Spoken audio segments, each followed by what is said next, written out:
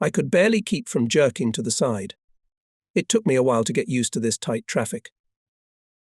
Once we're in the drop zone, we're going to have to keep toe-to-toe to get everyone on board. In that tight formation, we'll all get in, get on and get the fuck out at the same time. And we can cover each other in case of trouble. Talking with Connors, I didn't see us enter the valley. Yellow 1 brought me back to reality. Battle Fist, you're up.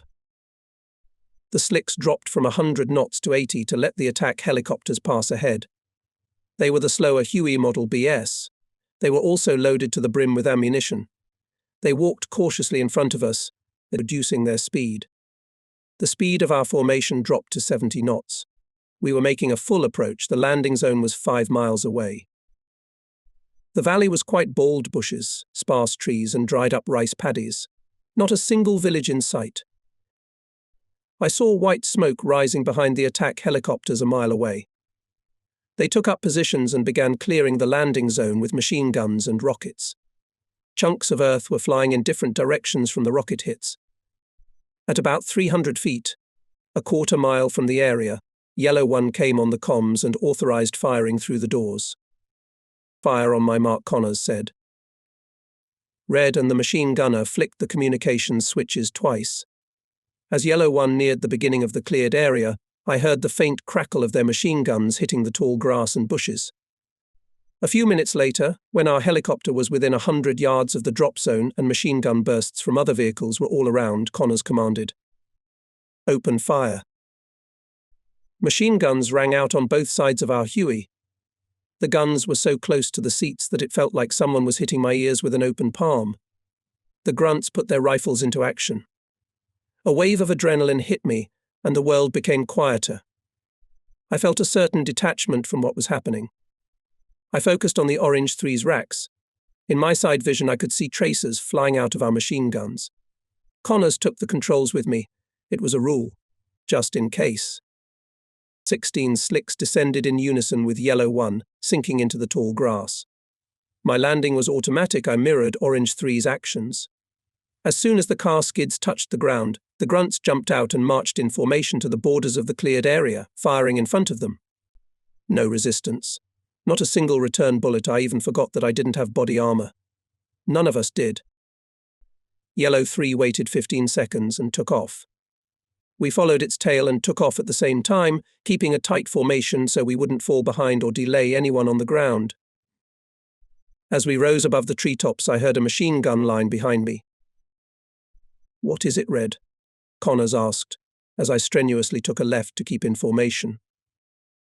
His side window looked straight out at the trees glimmering below. No one, sir. The machine gunners were having fun. Get some rest. Got it. I got it. Nice work, Bob. If we keep flying missions like this, we got a good chance of surviving. That's for sure. Not one bullet back, I nodded. What now? We go back to the pass and wait. Easy as pie, Nate said. Easy as pie, Resler echoed him. I hear the Viet Cong are already surrendering, Wendell interjected. We gathered near the rice paddy, exchanging jokes and congratulations. The slicks were parked in Lima, the hangar area that would become our home for the next few months. It was a huge field of dried rice paddies 2 miles east of An Key Pass, just off Route 19. Combat helicopters still provided support for our grunts. The dry area dropped off within 100 feet of the parking lot, beyond which began flooded rice paddies extending to a remote village to the east. A herd of buffalo slowly meandered away from the village. The animals slapped at the water, some with children on their backs. An old man with a staff walked in front of the herd. As the procession neared us, the old man walked toward us, while the others went on. What did he say? He said hello in French, Nate answered. You speak French? Connors asked.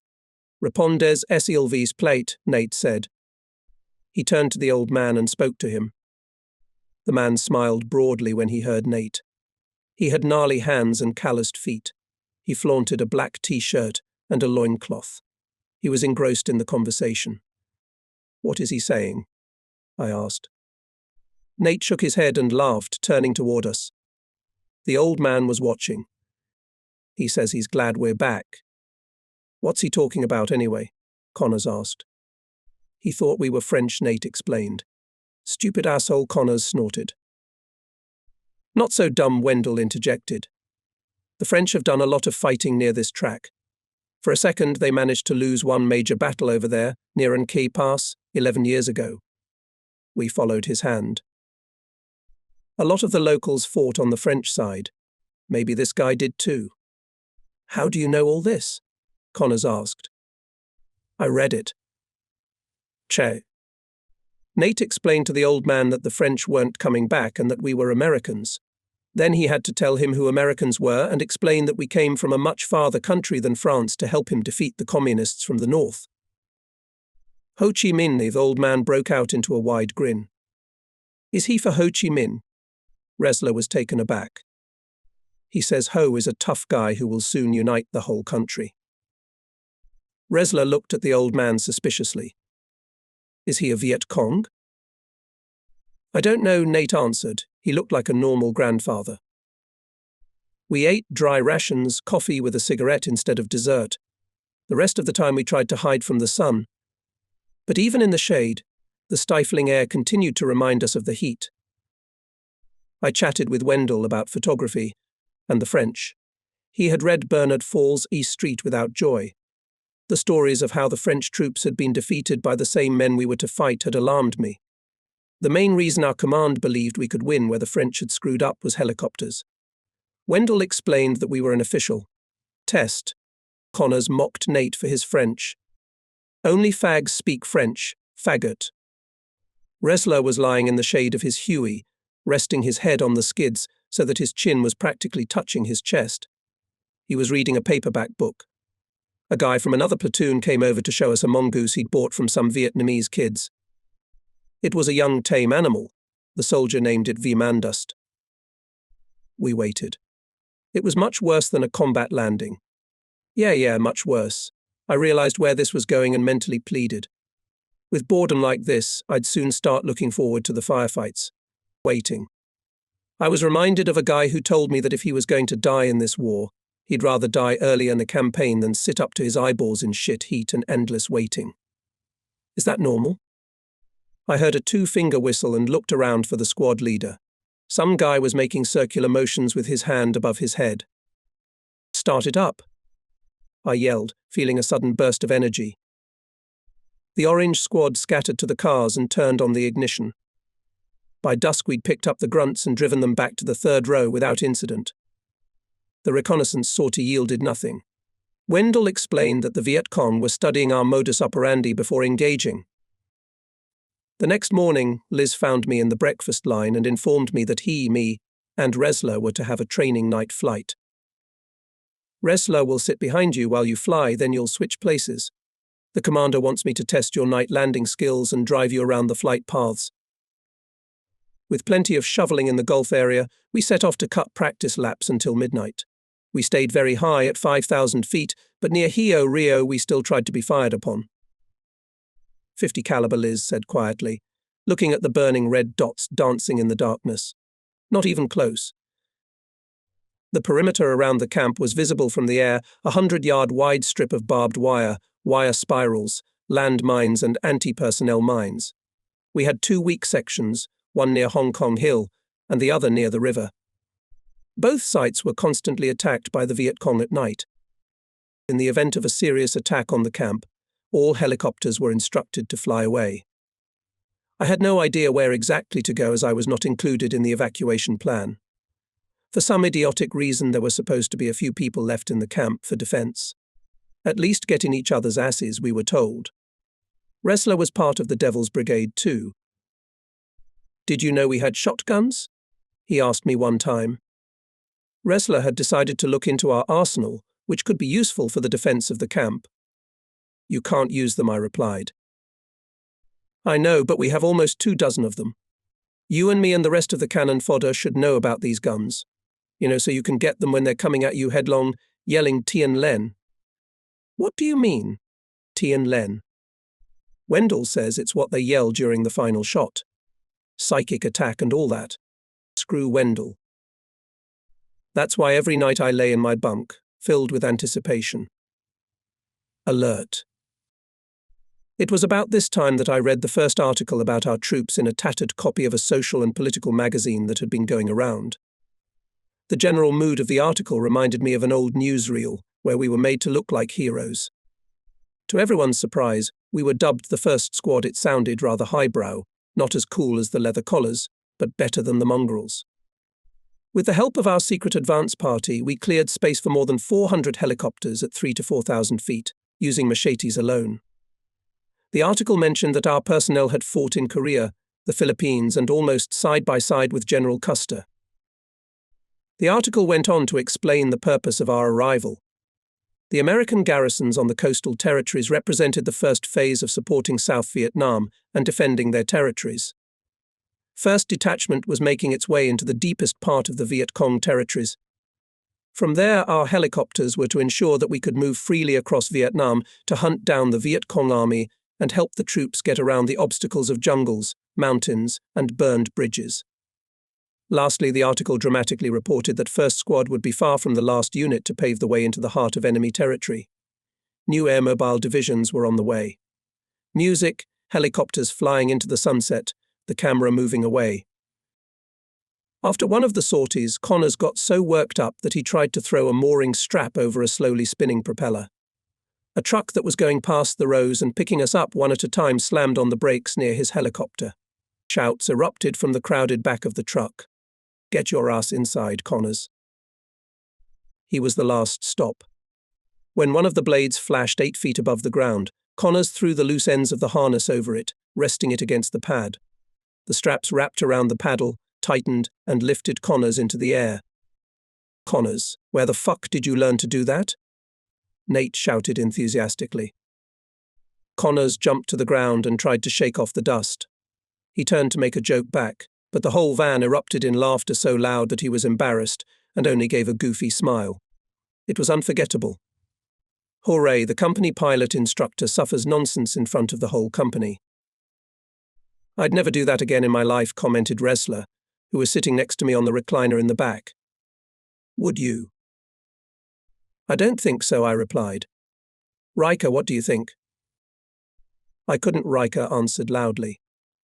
Only our dorky pilot instructor could harness a spinning blade. Liz sat next to me and smiled.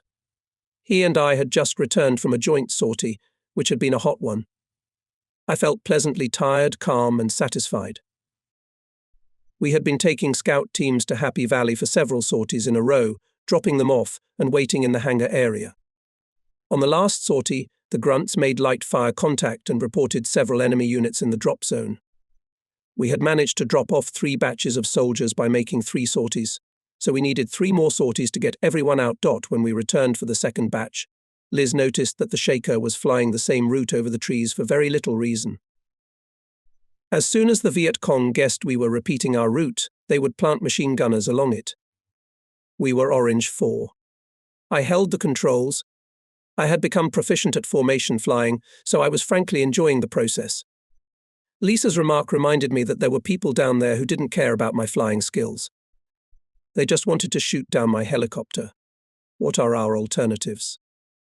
We have to change the route every time. Confuse them.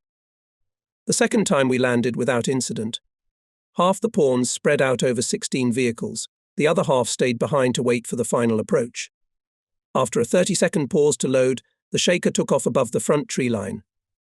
We followed him. My helicopter seemed more powerful than usual. I held formation with ease and kept up, unlike some of the other machines. When things were going right, the airborne stuff was breathtaking. "See, it flew over exactly the same spot as last time." Lisa's voice came through my headphones. "Wasted," he muttered. I thought Liz was being overly cautious. In my opinion, everything was fine.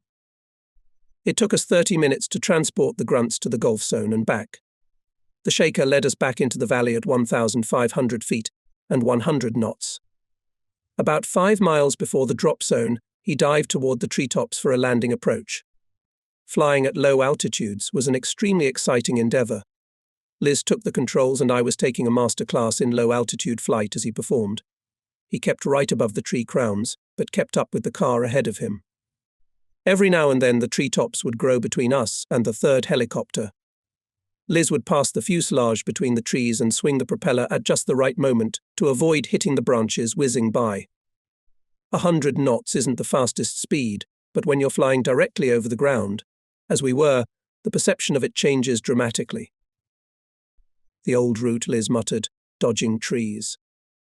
The Shaker came in for a textbook approach over the lowest obstacles, over the valley of trees to the landing zone, the third flight on this route. Yellow 2 under fire. Decker's voice pierced through me. Muzzle flashes at 3 o'clock. Useless information. No call signs, no position. As Shaker crossed the front tree line, he commanded over the comms to level off so we'd start braking for landing. White 2, we're being hit from the right. Connor's voice came over the crackle of machine gun fire from his own vehicle. We could come under fire at any second. I had time to check the away armoured panel on the chair. It was in place, but I still felt naked. I eased up on the controls, but Liz was quick to come to the rescue. Why the fuck hadn't we been issued body armour? As our machine gunner opened the right door and stuck the gun out, I tried to pull myself together. I peered through the trees and gaps as I flew by, looking for enemies. If I spotted them first, I'd give the machine gunner a lead. Maybe. If I get shot, I'll orient our gunner, I thought. At least let them shoot back. Someone in the formation ahead had slowed down too much while leveling off, and we had to slow down even more to avoid a collision. I felt like a fly stuck in molasses with a fly swatter over it. An attack helicopter with smoking machine guns whizzed past our starboard side. The grunts in the drop zone were yelling over the comms about the shelling. I glanced furtively at Liz but couldn't see the look on his face. The drop zone was just ahead. For some reason, Liz started wagging his tail as we travelled the last 100 yards in front of the zone. There he is, shouted the airborne gunner on my side. His machine gun rattled loudly. Got him down. The machine gunner almost squealed. I got him. Orange 4, Charlie at 3 o'clock. Liz tipped off the red squad behind us. Sir, I got him. Don't get distracted, I yelled. Don't get fucking distracted. The slicks converged on the drop zone, and the grunts rushed from their hiding place at the tree line to the helicopters. Red 4, the last helicopter, reported that all soldiers were aboard. Shaker ordered immediate takeoff. He slowly turned left, following the old route. No sooner had Liz and I crossed the tree line than one car from Shaker's squadron reported gunfire. Liz took a sharp left, cut the angle of the turn that Shaker had made, and began wagging his tail again. He walked below everyone else in the formation, between the trees. All the cars above the trees were reporting hits or gunfire. We raced at low altitude among the trees for almost a mile before climbing to a safe altitude. Everything had quieted down. I relaxed my shoulders. Any wounded? Shaker asked over the comms. There was no response. Only a few bullets had hit the machines. Decker was hit in the propeller blade. Nate was shot in the cockpit lantern. Captain Sherman, one of our pilots, had a bullet lodged in the armour of his seat. It went in with such force that it knocked him out of breath on impact. When we got back to base, I looked at the hole that was left by that bullet. The armour had indeed worked. What was missing was the front protection. A bulletproof helmet wouldn't hurt either. You want a plane ticket home? Ressler made a joke while we were bouncing around in the van. It'd save us from any bullets. Connors untangled the straps from the paddles and climbed into the van. Anyone who breathes a word to the company about my propeller trick won't pass their next check. Flight.it had been pouring like a bucket for almost half an hour when Connors decided to take a risk. His hairy ass flashed through the doorway of the Warrens' tent. He grabbed his assault helmet and a bar of soap. Yeah, what a life, he yelled outside. Oh yeah, clean, clean, clean. Hey, you stinking bastards, can you take a hint? He started up some obscure song. Banjo jumped out into the rain, unclothed. The first stinking bastard has arrived, Connors announced. Welcome, miss. You can put your helmet here. Oh, thank you. Banjo responded in a falsetto. Kaiser, Riker, Nate and a few officers from the neighbouring tent followed them. Soon almost the entire company was outside, taking rain showers. Against my better judgment, I couldn't resist either. The last time we tried to pull this stunt, the rain stopped, leaving me in a thick soapy lather. And I wasn't the only one. So we stayed stuck in the mud, waiting for more rain, while the soap bubbles shriveled up and shrunk in our skin. It didn't rain again, by the way. 30 men splashed in the mud near a long makeshift wash basin. Steel helmets dotted around acted as wash basins, collecting rainwater in case the weather changed. "It's my dick, and I have the right to wash it as often and as fast as I want," said a voice. "You shouldn't say that." Banjo grimaced. "It's bad for your health, didn't you know?" "Why the fuck not?" "I've been polishing my palms since I was 14. Everyone joked about watch your ass when you bend over through bars of soap, jumped in the mud, and rinsed off in the rain. It was the most enjoyable moment of the whole month. We also managed to wash ourselves. We found a few more missing containers, and most of the tents were found. The warriors split up. 9 warrant officers went to the general purpose tent. A belated luxury. 5 of us, Liz, Kaiser, Riker, Ressler, and I got an 8-foot section each, along one side. Nate, Gottler, Connors, and Banjo each got a 10-footer along the side opposite. This is where we were going to live. We decided to put in wood flooring and electric lights. 4 of us went to town to get wood for the floor and stuff for the lights. I was assigned to get the wires and fluorescent lights since I pretended to know about electrical wiring. I just wanted to go to town.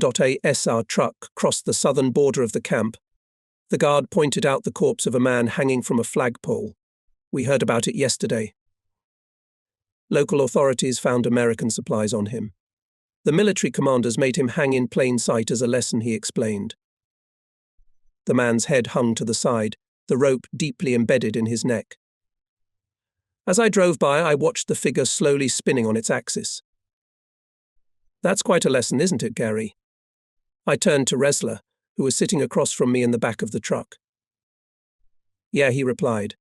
"He'll never steal again."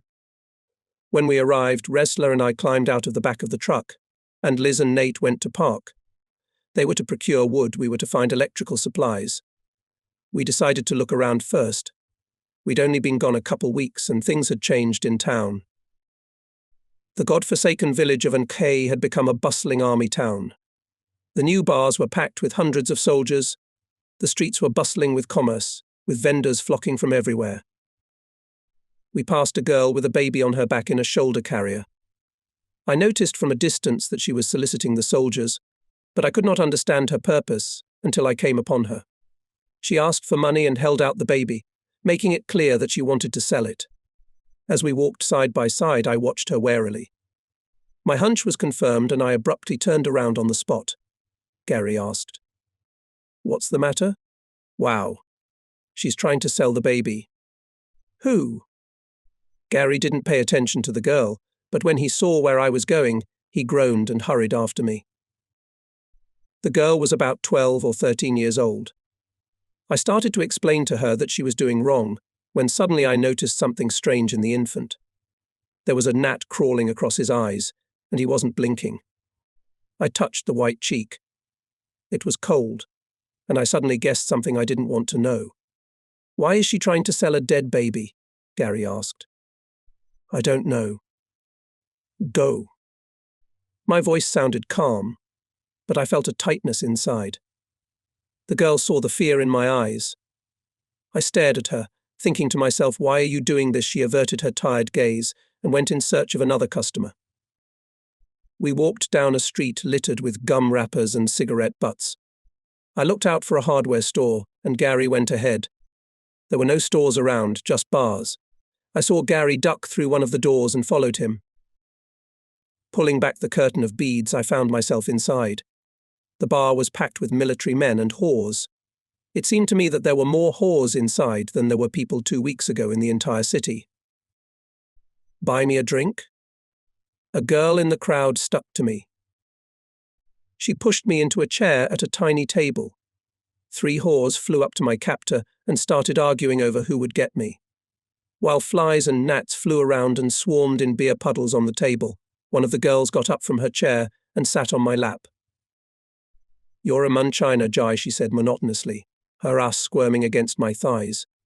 You're a Munchina Jai, she repeated and brought her face close to me with a strained smile and running eyes. Apparently, she was as embarrassed as I was. She was new. So was I. I sat goggle-eyed, trying to look at ease, like a warrior ready to get laid. You're a Munchina Jai, she said again, and pressed her flat nose against me, her breath smelling of fish. Her bad breath and limited vocabulary threw me out of my daze. I wanted to leave. When she saw my expression and realized I was about to slip the hook, she played her trump cards. You're a Munchina Jai. At least some emotion. Her gaze turned languid. She slid her free hand down her thigh and grabbed my balls with her whole hand. I jumped with surprise, feeling ashamed and slightly aroused. Once I was on my feet, I tried to find Resla. I glanced around the crowd for a minute, fending off little naughty hands, but I couldn't find my companion. Don't even think about it, I muttered to myself on the street, summarizing my far-flung search for the hardware store. I liked that girl, at least my hormones liked her. The warnings about creepy Vietnamese penis bouquets came to mind. Sometimes only amputation saves somehow, that was how they described the extent of their ferocity. Or a few guys from 61 have been quarantined like that in Nama, waiting to be cured, or I heard about a guy who woke up one day and found his pod had fallen off. Son of a bitch, now peas sitting down. Holy shit. Hey Bob, where you going? I turned around and saw Resla rushing toward me. Looking for the lights, remember? Where you been? Me? Looking for you. Did you get any? We wandered down the dusty street with him. If there were horses instead of jeeps, the town would look like the Wild West. Almost all the doors we passed led to bars. Boys were running around the soldiers yelling, Hey Munchkin, you want a boom boom? Go, go, go, $2. Did you get some? Wrong place, Resla. I don't need no tripack, I said proudly. We turned off the main street into a narrow, dark alley. We began to see household goods in the glass windows. You're immune to tripack, Mason. You're immune. We stopped in front of a display case behind which were cheap tools, wires, electric motors and lights. Just what you need. What does immunity mean? It's one of the perks of being an officer. We get non-specific urethritis. Enlisted men get the tripack. The salesman didn't speak English, but all the items were in plain sight, so we just had to point. I bought 9 fluorescent lights with bulbs, choke, starter and wires. Now it was just a matter of figuring out how to deal with these things. The former warriors had been present to develop airborne strategies with the 11th Airborne Division and had participated in a full-scale combat simulation called Air Assault, II in North and South Carolina, but the bullets were blanks. The enemy fought on the same side, and deaths were declared by judges. Now that we were flying in the real world, experienced fighters complained that the commanders had lost all their training. I don't get it, Connors began. It's like we've never heard of or been in an air attack. We were sitting around a large table in the new tented mess hall after the first engagement in Happy Valley. Captain Farris, why fly at low altitude over rice paddies at all? Connors asked, leaning toward Farris. I don't know, said Farris. How the fuck did they forget all the strategic planning they'd spent so many fucking hours doing in the combat zones? There's no cover in the rice paddies. Low-altitude flying is only good where there's cover, trees, ledges, hills, anything. Connors let off steam. Farris didn't answer. No one answered. I felt devastated. I was supposed to be a crew chief in an airborne company. Instead, I didn't even know if I would be able to survive the combat training course. The day before, at 6:00 in the afternoon, 64 machines assembled into a full air battalion in the Gulf area, took on infantrymen, and flew to Lima, the hangar zone on the other side of the Anqui Pass. This decision alone took all the experienced fighters out of their minds. We were to spend the night in Lima, which was only 10 miles closer to the combat mission, the Valley of Happiness, than from the fortified Gulf safe zone. After landing, several helicopters headed back to the division location to pick up hot food for us and 500 grunts. Wendell, Connors, Nate, all seasoned warriors bellowed. Wendell started up again about the French, who were having a hard time with the Viet Cong surprise raids right where we were stationed. It was a sleepless night. We spread out on the Huey. Everyone was on pins and needles, swatting away hordes of mosquitoes. At 4 in the morning we were up, and at 5:45 we started the cars and drove the infantry to a safe landing zone north of Lima, where another air battalion was waiting for us for a massive attack.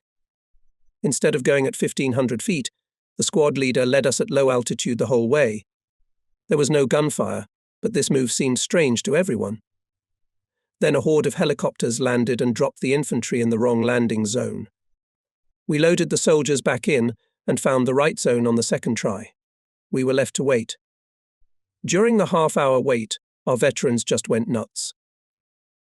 "Why the fuck are we flying at low altitude?" yelled Connors, lashing out at Shaker. Shaker just shrugged his shoulders and said nothing. Apparently a rookie was leading the attack, but Shaker was a platoon leader and he wasn't eager to comment on his fellow officers' antics. I was flying with Liz, and he was pissed off and silent too. The second stage of the attack was about to begin. We had been warned that we might encounter armed resistance on the flight route. "You can't go anywhere without body armor," Resler said. "Look, if they know we're going to get shot at and they're still flying us at low altitude, don't they have to give us armor?" I nodded absently.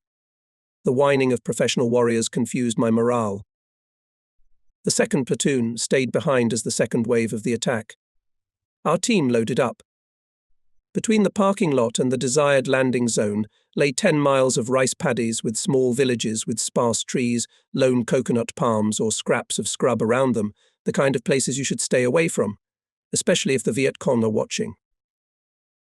When ordered to go low altitude, Liz took the command literally. He flew around the rice paddies on their contours at 100 knots. I sat to the right with my hands and feet near the controls and waited in suspense and consternation. We were Orange 3. To the right ahead went Orange 1 Nate and Faris, to the left behind flew Orange 4 Sherman and Captain Daisy. On the opposite flank was Orange 2 Resler and Connors. The distance between us was constantly changing as the vehicles dodged the occasional coconut palm and tall bushes. Over the comms we discussed fire preparations for the offensive. Our battalion commander, a colonel, from an altitude of 5,000 feet, asked us to keep a tighter formation as we flew over the flat plain. Flashes of gunfire flashed in the trees surrounding some hamlet. I heard reports from the yellow squadron of hits. Then bullets flew from small bushes that I hadn't noticed before. The communications channel filled with reports of hits.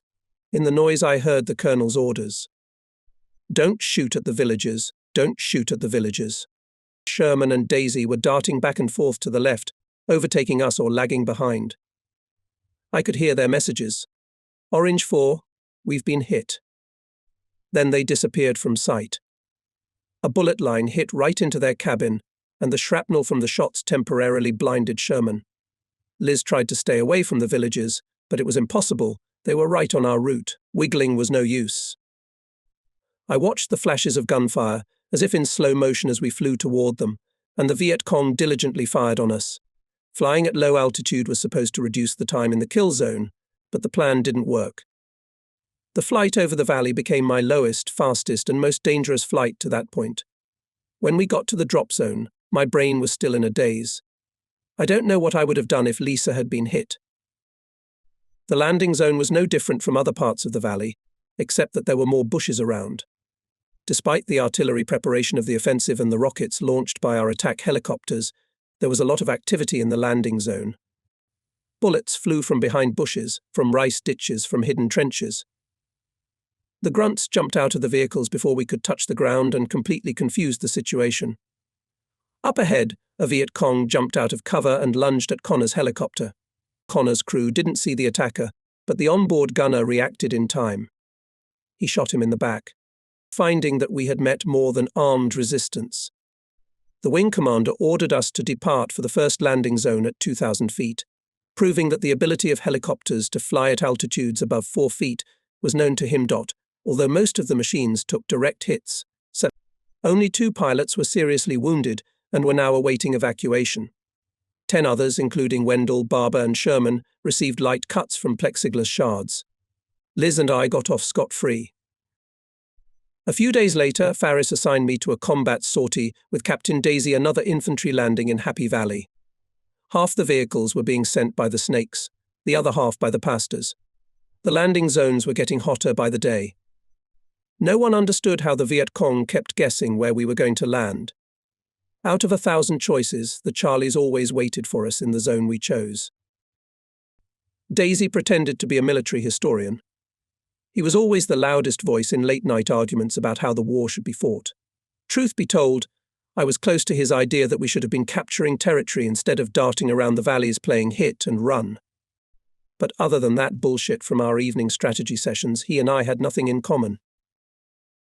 With Daisy's permission, I sat on the right in the commander's seat. Afterward, even when I became commander, I almost always sat on the left, because the left side of the Huey's dashboard had been cut off, and I could see the ground well below my feet. We were flying toward Happy Valley in an easterly direction at an altitude of 3,000 feet. I really enjoyed flying high. If it had been my will, I would have gone even higher. It's hard to shoot a pilot when he's soaring through the sky. Behind me sat 8 grunts. The chief mechanic and machine gunner were positioned on the sides behind them, sticking out machine guns on the new turrets. About 5 miles from the landing zone, the squadron commander, Major Williams, ordered the 16 machines to drop down to tree level for a landing approach. As soon as we dived down, smoke enveloped the jungle. Military aviation and our own attack helicopters were making careful fire preparations for the offensive. Up to this point, the car had been driven by Daisy. As soon as we leveled off for low-altitude flight, Daisy told me to take the controls. I remember being honored that he trusted me with the most difficult part of the route. The flight was extremely lively. As the helicopters picked up speed on the descent, the whole horde of helicopters was cruising over the trees at 110 knots. I closely followed the landmarks and kept 1 or 2 propeller areas away from the other machine. At the same time, I tried to dive between the trees, using them for cover. I had to constantly watch for the helicopter on the right and dodge it as it wiggled sideways, flying around the trees. We were about a minute from landing when the attack helicopters opened fire.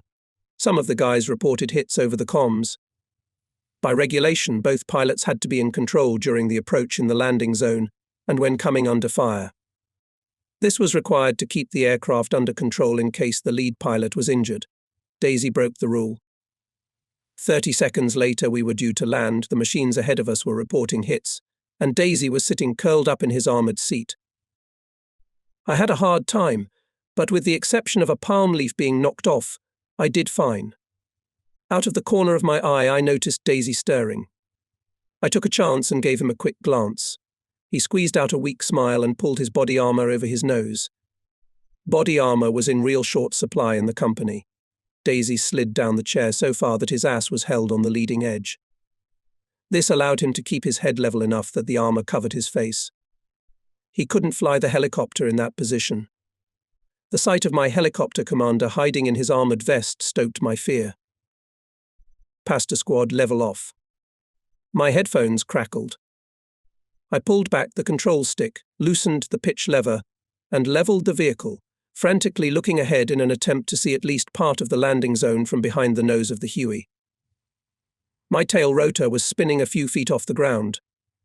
The bushes showed up ahead, and I pushed in the right pedal to turn the propeller aside. All the helicopters in formation were dropping speed sharply for landing, with their noses back. Fortunately for us, the fire at the rear of the landing zone was weaker.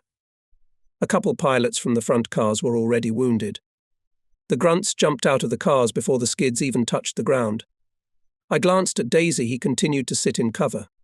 I felt furious. The landing zone was under sniper fire. The ground was sprawling in front of the nose of the helicopter. Daisy didn't get out from under the armor, even as I soared above the trees on the way back. As I climbed higher, the reports of hits became less frequent, and by the time we climbed to 1,500 feet, disappeared completely. As we gained altitude, Daisy took over the controls as if nothing had happened. I felt like punching myself in the head to make sure I wasn't dreaming. I sat there exhausted in my sweat-soaked uniform, trying to figure out what to do about it. Contact Williams and let him know I had a pissant on board. I pitched forward slightly and turned to look at Daisy. No, I stared at him. After a second, he glared back coldly. Which one of us would be believed? He was senior in rank, he was an aircraft commander with years of experience. He flew with the other guys every day, and now he was calm as a tank. And yet I knew about what he had done. Finally, I asked, "What happens if I get shot while you're holed up like this?" "I'll figure it out." I turned to look at him, but he didn't react. I spent 2 more sorties in the same area with Daisy. Each time he did the same thing, handing over control to me and squirming behind his armor. How'd that bastard get to be commander of the ship? I looked at Faris. "Look, Bob, scumbag is a harsh word. Faris got nervous when we discussed the last flight. He jeopardized the lives of everyone in the car and in the formation. Even I can spot a coward at a glance." Faris saw that I was on edge. Maybe I was angry because I was as scared on the flight as Daisy was. "Yes, but better with him than no pilot at all," said Faris. After a long conversation with Faris, it was clear to me that Daisy was one of the realities of war that I had only to come to terms with. For a new warrant, however, I ended the discussion quite boldly. "I'm not going to fly with him again," I declared. "All right," replied Faris, "you won't." That was it. Daisy got off scot-free. "Did you mean to send him to the firing squad?" Connors asked while we were waiting in line for dinner. "No, but he could have been reprimanded and put on his record." "Look, Bob, the whole company knows he's a coward. Even he knows it. They send new guys like you in with him, who have nothing to compare to," Connors said. "Personally, I'm not going with him again." "I know how to shake him up," Mason, a new voice, interjected. It was John Hall. He was standing behind Connors and had heard the whole conversation. "You need to teach him a lesson," he continued. "What do you mean?" "Mean? You'll have to kill him," Hall said. "Stop kidding around," I gave him a serious look. "I really think he should be suspended or sent to the staff tent with his kind." John looked at me with a smile. "Well, well," he said. "Are you accusing the twins now of being—" He paused, looked around, and continued in a whisper, "Pussies too?" Connors laughed. "Staff officers Owens and White never flew missions, but rumor had it they logged hours of combat raids to get medals." Hall continued. "If that's the case, Mason, there's going to be a lot of noise made." "What do you mean?" "You can't eliminate all 3 of them quietly." Hall grinned madly and took a generous swig from a flask filled with scotch, his trademark. We were stuck in Lima in the drizzling rain. The crew of 24 cars sat in their seats, but Nate's seat next to me was empty. He'd gone for a walk. Through the raindrops, the village looked fantastic. The air was hot, stale, humid. The rain didn't save the situation. Behind me, the senior mechanic was cleaning his weapon. The machine gunner was dozing. To the side of us stood the lead helicopter, and the colonel came over to talk to Company Commander Williams. We'd been stuck in camp for 2 hours, waiting. "Sir, I'll bet you've never seen a .45 caliber like this before, SGT." Larrowe, the senior mechanic, leaned over the back of the chair, holding out his gun to me. "Looks like a regular .45, I replied. Larrowe wasn't a military crew chief, he was a repair technician on some of the sorties. "It looks like it, sir. But it's my personal weapon, not an army weapon. I've made some modifications." "That's good." Gun enthusiast. "Really?" Uh-huh. Like I filed down the whisper, so the trigger pulls at the touch of a feather. "Why?" "Well, when you squeeze the trigger too hard, it messes up the aim." Great." Larrowe waved the gun in front of my face, apparently expecting me to pick up the weapon and praise him. I didn't react. Suddenly he sat back down and I heard a click. I turned toward him and saw him pulling a magazine out of the grip. "Try it, sir." "I'm telling you, the trigger's soft." I sawed off a lot of metal. "I believe you, Larrowe. I believe it. I'm sure it's a fine weapon, yes." "Well, what do you say, sir?" "Fire 1 blank." Larrowe shoved his gun at me, magazine in hand. Here I unloaded it. I thought Larro must have gotten a kick out of having so many guns and bullets around. In fact, I should have been more careful about the way he handed me the gun. The gun was loaded, and I held it carefully, even though I knew there was no bullet inside. I raised the gun and looked for a target. I wasn't very good with pistols, but I was very good with rifles. The sights and the front sight shook. The Hueys were in a line, breaking into fragments in the rain. I moved the scope from the helicopter in automatic precaution. The colonel's back showed in the fly. There were a bunch of people next to him, so I continued to aim, holding the gun with both hands and moving it around in an attempt to find a clean and dry object. I stopped on one of the gauges on the dashboard right in front of me. Just as I thought about pulling the trigger, the gun went off and hit my hand with the recoil. The gauge shattered and disappeared. I was both deafened and stunned at the same time. A trickle of smoke rose lazily from the muzzle of the gun. I was ready to turn around and sew Leroy up. Unfortunately, the gun was definitely unloaded now. I calmly handed the gun back to him. His face was white. Nice trigger, Sarge. I'm telling you. A small crowd had gathered in front of the nose of my Huey, all studying the exit hole in the helicopter's hull and the small hole in the dirt where the bullet had stopped. Crossing his arms, the colonel watched me climb out. The cloud of thoughts above his head read Degenerate Williams just sat in his chair behind the colonel and glared. I was just beginning to feel I'd won the favor of the old warriors. God damn the division. Williams didn't say a word until we got back to the company after the flight.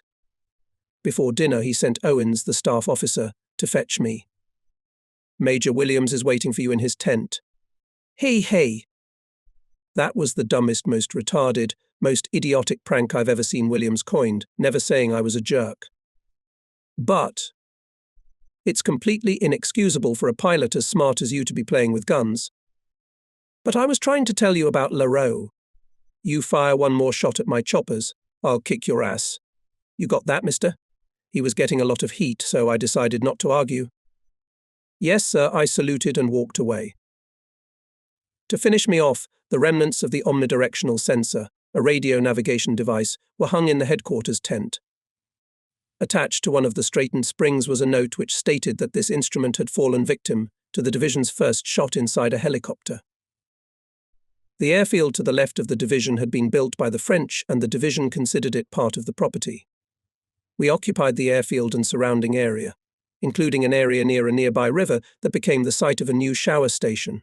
Army mechanics brought in several special trucks with water supply systems and parked them near the river. These trucks pumped water through devices that chemically treated, filtered, and heated it before delivering it to the general-purpose tents, where wooden pallets and shower heads protruded. 6 of these trucks and tents were called the shower area. When I heard the shout of line up for showers, I thought, I heard it. Showers were a luxury enjoyed by counselors in guest units or special forces camps. Sure, people showered in Saigon, Quin and Nha Trang and Pleiku, but weren't just tourists. Until recently, our command believed that the dirtier we got, the more anger we had in us, the more furiously we uprooted stumps and stuff. In any case, we hadn't had a proper wash in a long time, so the shower formation was encouraging. A day after my firing on the dashboard, our stinking company of 25 was loaded into the back of a truck and driven to the shower station. Connors, strangely enough, had taken a liking to me after the gun incident. To him, sympathy meant mockery. Hey Bob, did that device jump you first, or did you ambush it? I was sitting on the floor, leaning against the body wall. Connors and Banjo were huddled on the battered bench next to me. Wrestler sat next to me. He laughed at Connor's question. Yeah, Bob pronounced my sort of friend Gary. The device was acting aggressive. Maybe it threatened you with an arrow? Okay, Gary. Connors suddenly snapped to my side. We all make mistakes. I smiled at his generosity. What's my point? He continued warmly.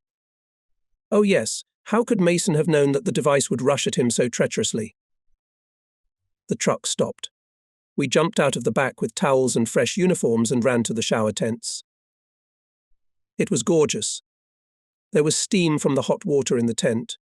I lingered inside as long as possible, washing away the deep-seated dirt and regaining my mental strength. We should build a shower room like that in the camp. Marston said, Would it work? I asked. Sure. We just have to figure out where to get the water from, Marston explained. And the only way I can think of is to dig a well by hand. We live on high ground, so we'd have to dig deep, maybe 100 feet. At the time I thought it was impossible, but a few months later we dug it. After showers we wandered near the tents, drying off in the sun and getting dressed. I sat in the sun naked for a while. The hot water relaxed my muscles. The sun filled my body with energy. I was completely relaxed and was lazily watching two guys from another company walk past the shower tent 100 feet away when suddenly they disappeared behind the blasted earth. Jumping up, I looked around me. Who? How? Are we under attack? My throat constricted with fear. But it wasn't the Viet Cong. And it wasn't a mortar hit. Nothing like that. Just two clean, washed-up soldiers making their latest discovery mines don't die. At least not for 11 years. The French had managed to mine the airfield tightly before they were thrown out of An Key in 1954. The shower area was closed for a few days while the guys in the bomb squad burned out the weeds and grass with flamethrowers and cleaned up the area with mine detectors. When all the mines were found and detonated, the shower station was reopened. The sorties to Happy Valley became routine. No one was relieved, except for a few Americans who died in the first 2 weeks. Or by some accounts, 300 Viet Cong. They were much relieved. For us survivors, the result of the daily meat grinder was fatigue and irritability. Wendell claimed that the Viet Cong went out of their way to find out what the cavalry was doing. He was probably right. It felt like they had everything under control. We wanted them to fight in the open, but they had other plans. It was very frustrating for First Squad. Demonstrating their power in the valley, the Viet Cong would not only guess the next landing zone, but would wait until we were in the very middle of the infantry evacuation process to open fire. Not to mention the snipers hiding in every shadow.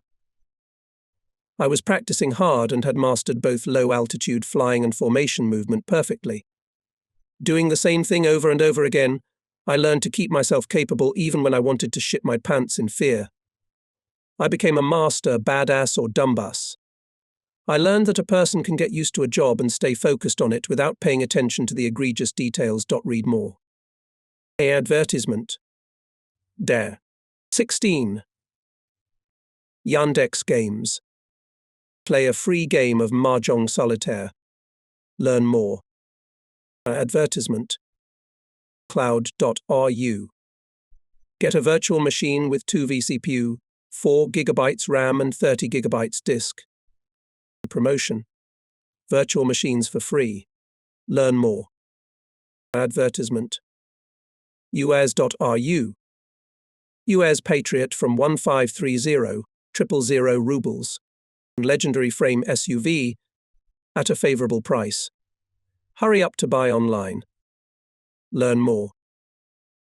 Although I flew with several different pilots during my crew chief training, most of the time I flew with Liz. He taught me many things that saved my life more than once. We were flying to Happy Valley to evacuate a unit of infantry that had been dropped off there the day before. We heard the vehicles ahead of us report hits, even though the area we were flying into was considered safe. Liz cautioned the machine gunners. "Tell me if you see a target," he ordered me. By this time I had learned to fly easily and on automatic. Our squad of 16 helicopters was the last to go, so all the infantrymen spilled out from behind the trees and spread out in groups of 8. Maximum load for the day. And then the nonsense began. When everyone had taken 8 grunts aboard each, there were 4 soldiers left outside, darting between the helicopters. Liz saw this and wordlessly called out to them, ordering them to run towards us. Finally confused, the soldiers started to run up to the other helicopters from where they were being chased towards our car. Everyone was getting nervous. The 4 grunts didn't want to stay on the ground. Reacher jumped out of the cargo bay and waved. Eventually they saw him and rushed toward us. I couldn't understand what Liz was counting on. We already had 8 Marines on board. I'd flown in similar conditions once, and we'd almost blown all the trees down. We couldn't take off with 12. Precision, luck, experience, none of those things would get us off the ground with 12 grunts on board. As they squeezed in, Liz turned on the thrust.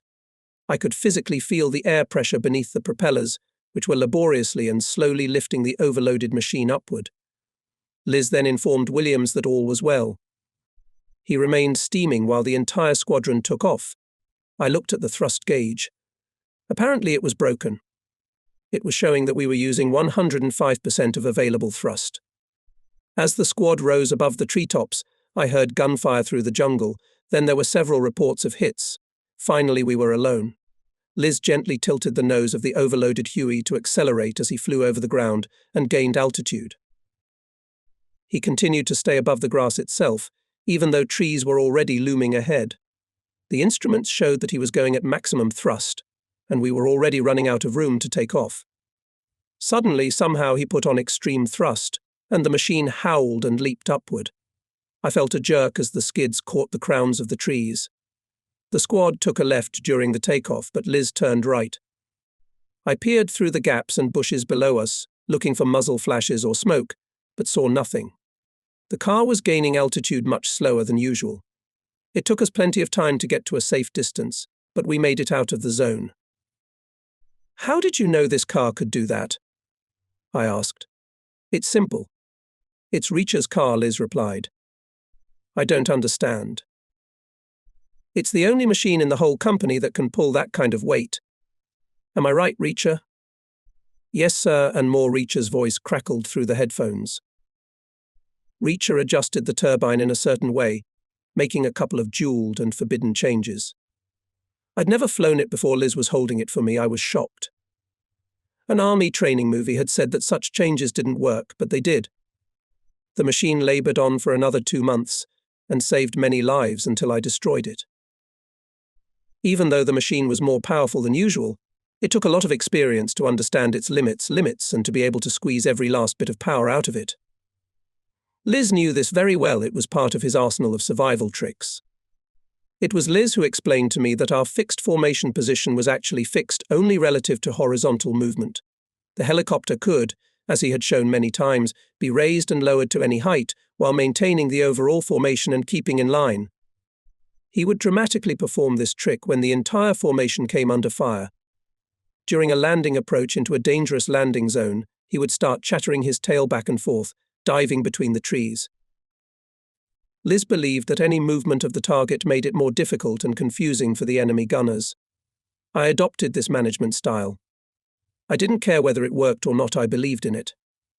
It allowed for action, even in the most hopeless situations. WE joined our squad after a long climb with 12 grunts. A few miles ahead, the leading squad of the battalion encountered machine gun fire near the pass at 3,000 feet, 50 caliber. This was the first time we had encountered such a large caliber. Our squad moved off to the side to avoid the fire. There was a commotion in the communications channel. Through the noise and turmoil, we listened to reports of what was happening. Like baseballs.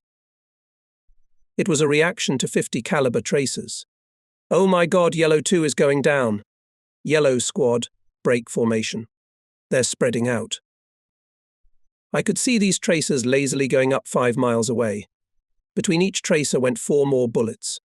A 50th caliber machine gun spits bullets 1/2 inch in diameter and 1 inch long. When you take its bullet in your hand, you immediately feel what it can do. When a bullet is fired from a machine gun at 3,000 feet per second, it acquires incredible penetrating power and flies very far. The battalion scattered to the sides of the ambush, leaving behind the attack helicopters, which began to attack the Viet Cong. I heard the colonel call for artillery support. 5 machines were hit right in the sky. 2 pilots were killed. Everyone else managed to escape. One of the attack helicopters took 66 hits but stayed in the air, and if the pilot had survived, he could have boasted a record. The other pilot returned to the Gulf area on a sieve. Our squad arrived at camp, dropped off the grunts that had been stranded in the jungle for 2 days, and picked up a batch of fresh ones. We delivered them to Lima and spent the rest of the day transporting new soldiers and equipment to this bivouac. By late afternoon, we had logged 8 hours of flight time. I was exhausted and wanted to get back to camp as soon as possible. On days like this, home was where hot food was provided. But it was not to be. Someone in the command decided that we would stay in Lima with the grunts. That was the second time they'd done that to us. Like the last time, no one bothered to warn us. We had no sleeping gear, no adequate supply of rations. Half the battalion, 32 helicopters, landed in Lima. We brought in a batch of grunts who immediately joined their comrades. They put up a cordon around this Vietnamese territory that had suddenly become very valuable. 32 helicopters, along with their crews, positioned themselves in the heart of the Viet Cong holdings, waiting for mortar attacks. Why did we do this? Why stop here, 7 minutes from the Gulf safe zone? Look, Bob, if we had to fly here early tomorrow morning, and we would have to anyway, what would we do in case of fog over the pass? Faris answered. He was standing next to his cargo hold, rummaging through a container of rations, looking for something edible. We could fly to the pass and circle over it, I said. Well, that's just a gamble. Faris's square chin moved thoughtfully. If the weather isn't too bad, we could do that. Otherwise, we'd have to wait for the fog to clear. He paused for a moment, furrowed his brow, and pushed his greying hedgehog forward. People could die from the delayed departure. He fell silent, revealing a box of dry rations from which a bag of coffee had not been removed in time.